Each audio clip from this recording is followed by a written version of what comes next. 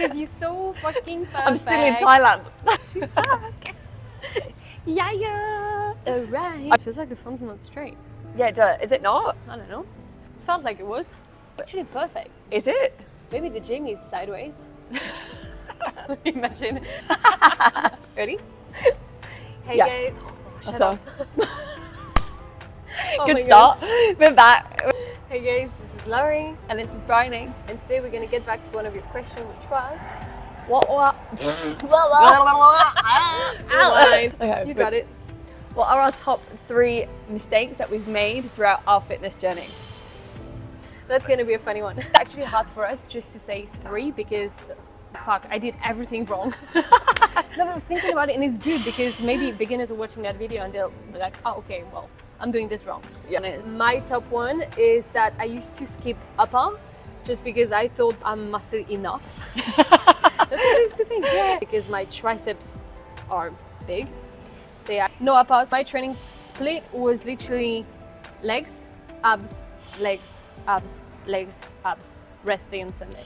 I love that for you, mate.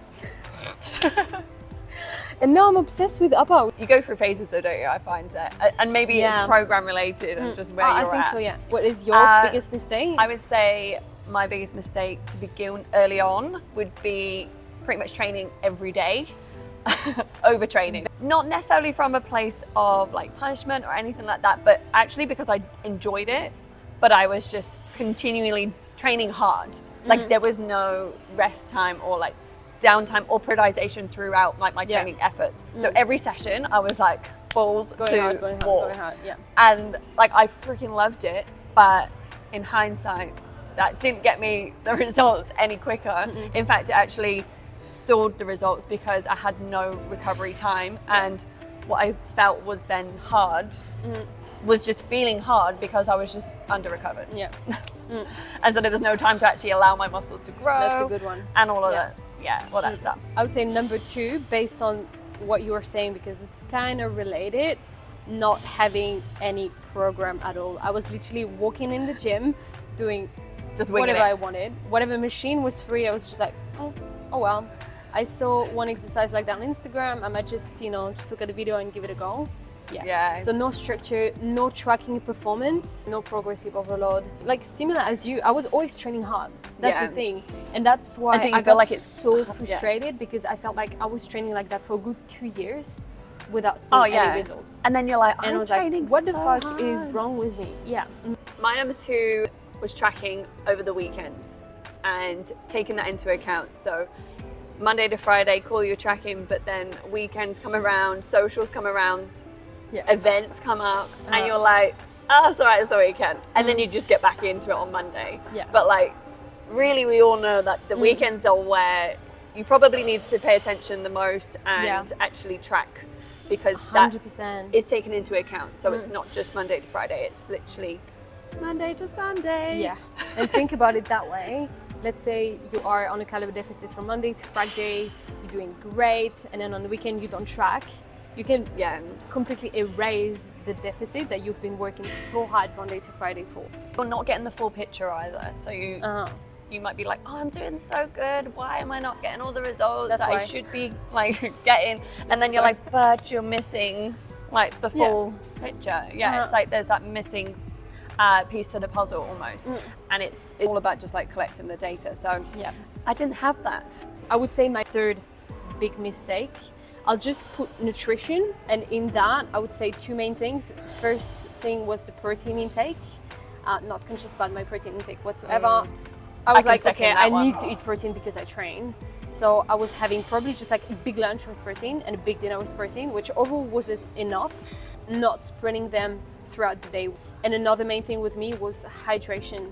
Never, ever, ever drinking water. Like literally, if you ask how much water I was drinking per day, that was probably a glass, which is to drink my pill, that's it. Like literally, I survived for 18 years of my life without water, and that's probably why my skin is dry as. But now I'm forcing myself to drink, and as a little tip, if you struggle to drink water, you can get yourself some electrolytes, because some of them are actually really good and it feels like drinking cordial. which I sip on all day long during my sessions whenever I go for a walk, and that helps a lot. Which is good for you anyway. My last one would be neglecting sleep and the importance of sleep and recovery, which more or less ties into like the training recovery as well. But sleep is pretty much where you will grow and where the magic happens. And I used to just be, still am, such like a high achiever and work, and you like do all the things and think you are pretty much able to do it all, but really sleep is where everything kind of falls into place and all the hard work is actually done, all the muscle protein synthesis and everything that you're looking to build muscle, or even if you're looking to lose weight. If you don't sleep enough, that can affect your hunger. So if you don't sleep enough, you may wake up and just feel like starving the whole day, but that's just because you're tired and your body is craving for energy, which you could have. So your hormones are all over the place. Yeah. That's where it's super important for you to get enough sleep, basically. Yeah, 100%. So yeah. And like stress management as well. So it all kind of ties in. It's like training is the stimulus, but your recovery and actually where you grow is outside of the gym. I think we should wrap it there, but I reckon we'll have to do another one because oh as you were talking, I was like, fuck, I did that wrong too. There's so many things that like, I know, I'm the same for you. I was like, oh yeah, I did that. Yeah. We'll do a part 2. Cool. Dan?